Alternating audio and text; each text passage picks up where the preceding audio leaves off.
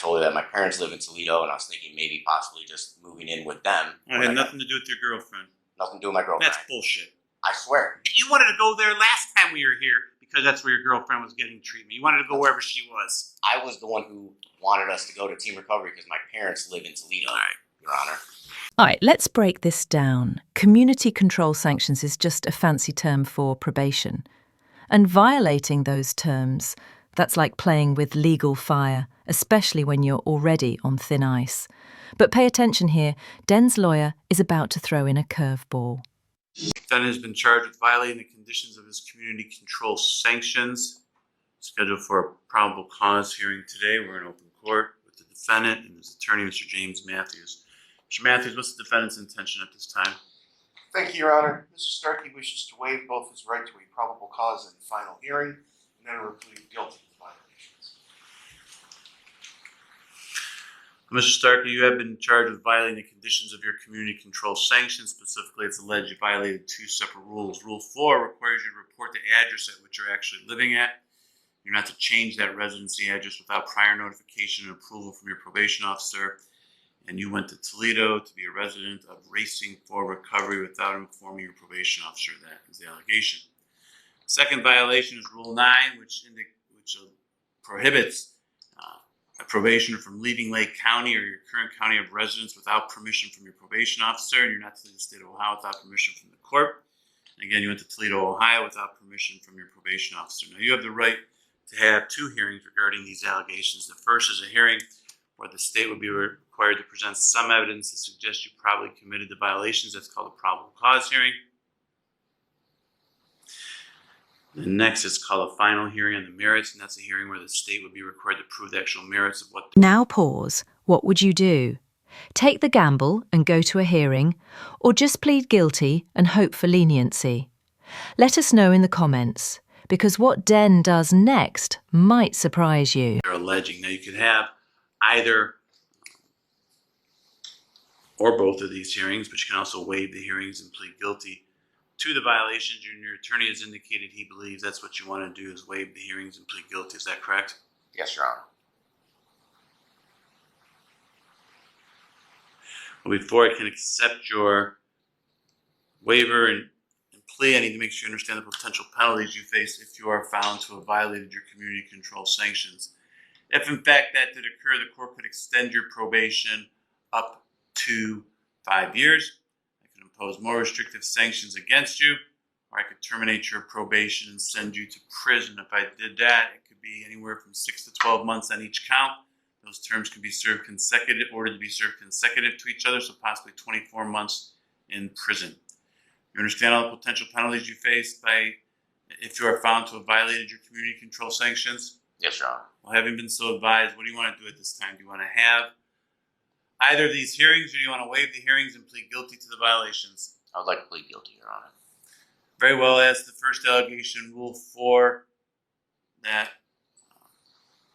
you failed to report the residence where you're going to be living, and you moved to, and we're going to fail to report the residence where you're going to be living to your probation officer before you did that. What's your plea? Guilty, Your Honor. As for the Rule 9 violation for leaving Lake County without permission of the court, what is your plea? Or without your probation officer, what is your plea? Guilty, Your Honor. If the court will accept your pleas, find that you did violate your community control. Important legal moment here. Den pleads guilty to both violations: failure to report his address and unauthorized travel. That alone could trigger serious sentencing, even prison time. And yeah, the judge is listening closely. Control sanctions. Mr. Matthews, is there any reason not to go forward with sentencing? No, Your Honor. Anything you want to say on behalf of your client?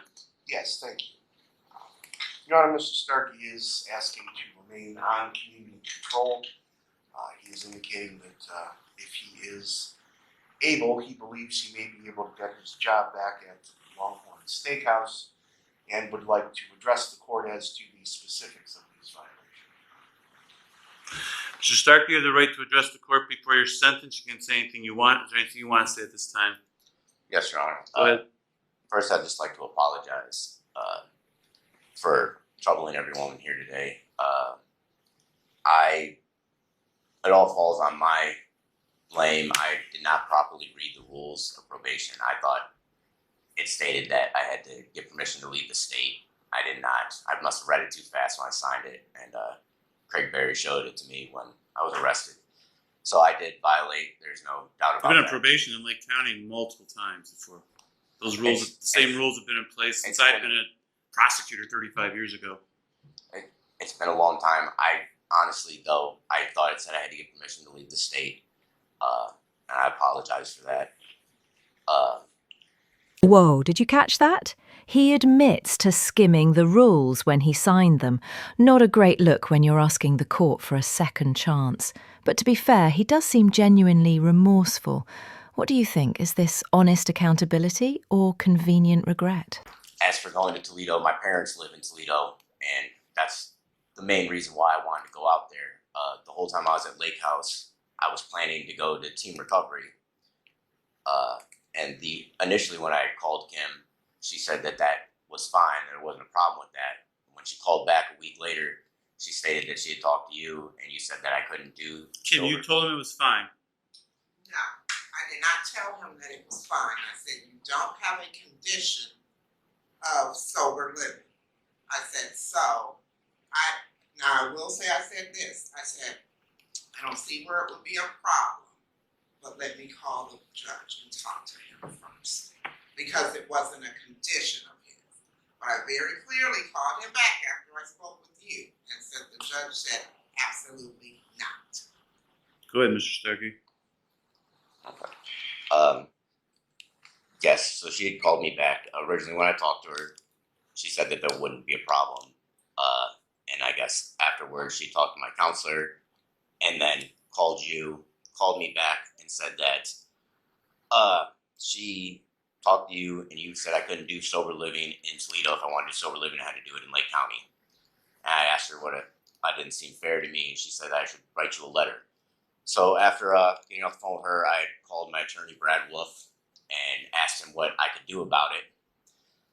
He said to call and get clarification from Kim exactly what it was that I wasn't allowed to do. So I called and I left Kim a message saying that I wanted clarification, asking her if you were saying I couldn't leave the county or temporarily leave the county. I told her that my parents live in Toledo, and I was thinking maybe possibly just moving in with them. It had nothing to do with your girlfriend. Nothing to do with my girlfriend. That's bullshit. I swear. You wanted to go there last time we were here because that's where your girlfriend was getting treatment. You wanted to go wherever she was. I was the one who wanted us to go to team recovery because my parents live in Toledo, Your Honor. I left a message and said I was thinking about maybe just moving in with my parents. At the time, I was considering that option. So after about 2 days, I hadn't received a call back from her, so I called her again. And when I asked him for clarification about what it was that I wasn't allowed to do, I was asked her, are you saying I can't leave the county or temporarily leave the county? Because that's what my attorney asked me to ask. Kim stated that you said I can't go to the same facility as my girlfriend. And so I took it as I could possibly go to a different facility than she was at.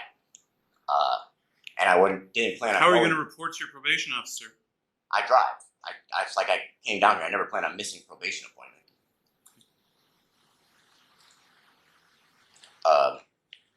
So when I got out I worked all weekend at Longhorn. On Monday, I drove up and met my parents and my girlfriend for lunch. My parents had found the Racing for Recovery, which is about 5-10 minutes down the road from them, and it was about 30 minutes from the facility where my girl's at.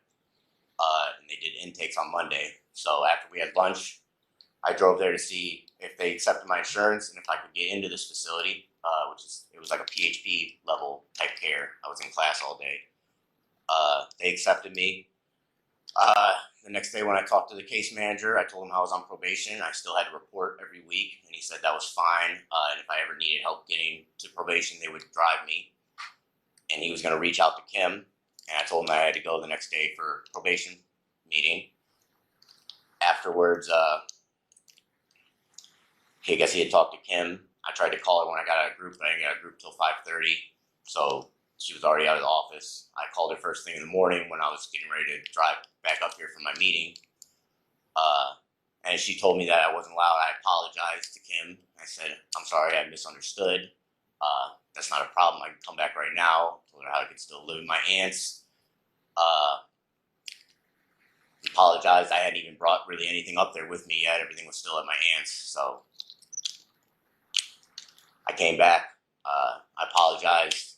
When I got arrested, I asked Craig Berry to show me the rules. I reread the rules. I did sign it, and I did leave the county without permission, and I am sorry about that. I was only trying to get out of Lake County because I feel like for my recoveries, for my best interest in my recoveries, to get away from the people and places that I used at here in Lake County. And I thought being around my parents who are not, they don't have a problem with drugs or alcohol, and I have a big family support up in Toledo area, which is why I wanted to go up there, Your Honor. I was never trying to manipulate or play the system. I was trying to do what I thought was in the best interest for myself at the time, and I thought I was doing it within the rules of probation.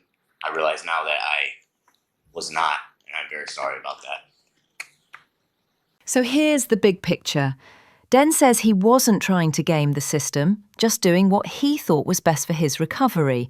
But now the judge is connecting this case to a pattern that could determine whether he walks free or serves time. If you do see fit to let me continue probation, I do not have a problem staying in Lake County.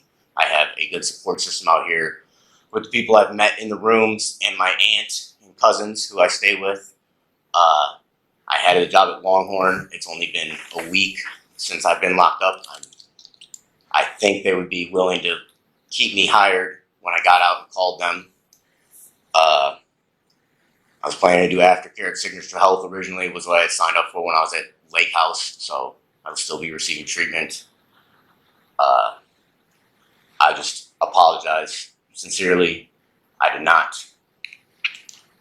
try to play or manipulate. I really was just trying to do what I thought was best interest for myself, Your Honor, and I'm sorry. Had you registered in Lucas County, the sheriff's department, when you went there? I was planning on it. I never got around to it. I mean, I only spent one day there, basically. Anything else you want to say? I just, again, apologize, and I know it's my second violation, but, Your Honor, I am probationable. I don't plan on getting high. I don't plan on breaking any laws. I'm trying to do the right thing, Your Honor. I apologize for Kim for the misunderstanding. I was not trying to, manipulate or anything. I was just trying to do what I thought was best for my recovery, and I did what I thought was best. I didn't realize I needed permission. That's all I really have to say, Your Honor. I'm sorry again. Your Honor, can I say one thing? Please. So even while Nathan was still at the lake house, we had had a conversation that he was not allowed to go to Toledo, and that if you wanted to do sober living, you needed to do it here in Lake County. So that was a conversation prior to him even leaving Lake House. Now, the first conversation that we had where he did ask me about going to Toledo, that was prior to the last conversation that after I spoke with you. I go, I said, well, you're not supposed to do sober living. I said, so I don't see if it would be a problem. I said, but let me call the judge. I said, let me talk to Judge Collada. After I spoke with you and you said, nope, he has to stay in Lake County, I immediately called back to Lake House and told him that you said, no Toledo. If he wanted to do sober living, it needed to be in Lake County. So that was clear. I just want to let you know. Okay, appreciate that. Your Honor, that was why I called back for clarification though after that, because I didn't understand. What if What's I, not to understand? what if I No, would've- you can't go to Toledo.